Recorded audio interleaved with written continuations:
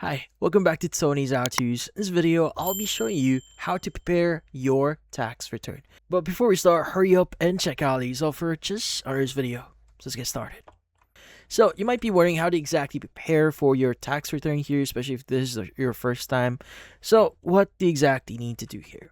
Well, the first thing that you want to do is you want to gather everything before you start. So before touching any tax software or forms, collect all your income documents. That usually includes the W-2s from your jobs, your 1099 forms for freelance or side income, and any records for interest, dividends, or expenses. Having everything in one place saves time and avoids mistake later on.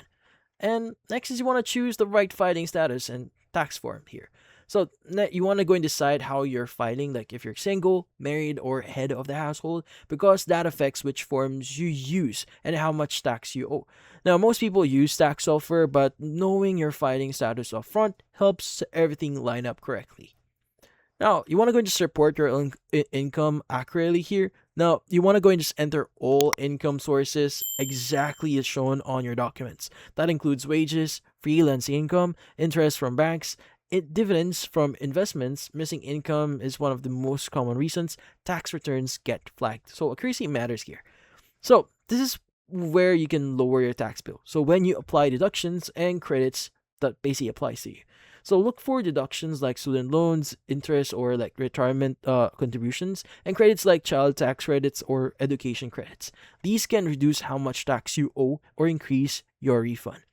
Now, next is you want to go and just review your tax total and refund or balance. So once everything is entered, your total tax is calculated automatically. So compare that number to what you already paid through withholding or estimated payments to see if you're getting a refund or need to pay. And finally, you want to go and just double check and file on time. So before submitting, carefully review every number and spelling here.